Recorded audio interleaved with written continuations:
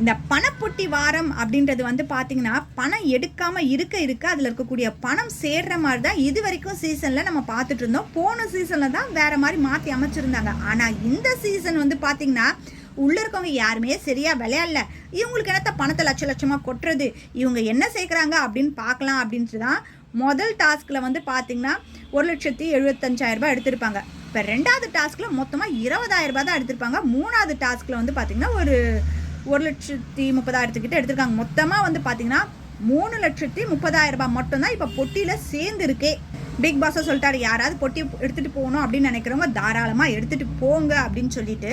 ஏன்னா வீட்டுக்குள்ளே இருக்கிறவங்க அந்தளவுக்கு தான் நீங்கள் வந்து விளையாடி இருக்கீங்க, உங்களுக்கு இதுக்கு மேலே கொடுக்க முடியாதுன்னு அவர் முடிவு பண்ணிட்டாரோ என்னவோ தெரியல.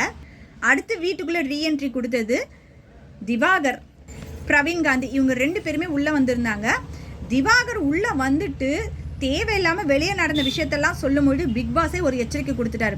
வெளியே நடக்கிற விஷயத்தெல்லாம் நீங்கள் உள்ளே சொன்னீங்க அப்படின்னா, நீங்கள் வீட்டுக்குள்ளே வந்தது அதுக்கப்புறமா வெளியே போனது இந்த 2 வீடியோவை தவிர வேறு மீதி எல்லா வீடியோமே நான் கட் பண்ணி எடுத்துடுவேன் அப்படின்னு சொல்லிட்டாரு. உள்ளே வந்தோமா வேறு எந்த ஒரு 7:30 கூட்டாமல் அமைதியாக இருக்கிறதுக்கான வழியை பாருங்கள் அப்படின்னு சொல்லிட்டு சூப்பராக ஒரு மணி அடிச்சு விட்டாரு திவாகருக்கு. அடுத்தது பிரவீன் வந்தார். இந்த ரீஎன்ட்ரிக்கு பிரவீனும் கனியும் ஃபஸ்ட்டு வந்திருந்தா நல்லா இருக்கும் அப்படின்னு தோணுச்சு. ஏன்னா அவங்க இங்கே இருந்த வரைக்கும் ரொம்ப நல்லா தான் பண்ணிட்டு இருந்தாங்க.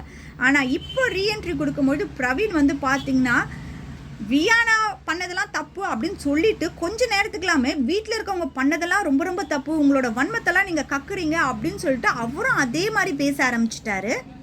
அந்த இடத்துல பிரவீனுக்கும் கானா வினோத்துக்கும் சண்டை மாதிரியே ஆயிடுச்சு. இதுக்கு நடுவில் அரோரா வந்து பார்த்தீங்கன்னா எல்லா இடத்துலையுமே கானா வினோத்தை ஏதாவது ஒரு சண்டை மூட்டி அவரை ட்ரிகர் ஏற்றணும் அப்படின்ற மாதிரியே பேசிட்டு இருக்காங்க. கம்ருதீன் அது மாதிரி உள்ளே இருக்கும் பொழுது வினோத் சொல்லியிருப்பாரு, அரோரா பேச்சை கேட்காதடா, அரோரா நம்மளை மூட்டி விட்டுட்டு அவள் சண்டையில் குளிர்காய்வா, அதனால அவள் பேச்சுக்கிட்ட மட்டும் போகாத அப்படின்னு கானா வினோத் அப்பவே சொல்லியிருப்பாரு. அதே மாதிரி சபரிக்கும் வினோத்துக்கும் ஒரு சின்ன வாக்குவாதத்தில் அதை பெருசாக்குற மாதிரி அரோரா பண்ணியிருப்பாங்க. அந்த இடத்துல தெளிவாக சொல்லிட்டார் வினோத், எனக்கும் சபரிக்கும் சண்டை, நாங்கள் 2 பேருமே பேசி தீர்த்துக்கிறோம், நீ நடுவில் குறுக்க வராத. ஏன்னா யார் என்ன பேசுகிறாங்க அப்படின்ற வார்த்தையை நல்லா கவனிச்சுட்டு தேவையில்லாமல் சண்டையை நீ பெருசாக்கக்கூடிய ஆள், அதனால் நீ கிட்ட வராத அப்படின்னு சொல்லிட்டு தெளிவாக சொல்லிட்டார் வினோத். அரோராவை பற்றி அந்த வீட்டில் முழுசாக தெரிஞ்சிருக்க ஒரு ஆள் யார் அப்படின்னா அது வினோத் தான் அப்படின்னு நான் நினைக்கிறேன். பிக் பாஸ் வீட்டிலேருந்து வெளியே போனவங்க ரீஎன்ட்ரி ஒவ்வொருத்தராக கொடுத்துக்கிட்டே வராங்க. அதில் பார்வதியும் கம்ருதீனும் மட்டும் வர முடியாது. நீங்கள் சொல்லுங்கள், இந்த வாரம் பணப்பொட்டியை யார் கொண்டு போவா?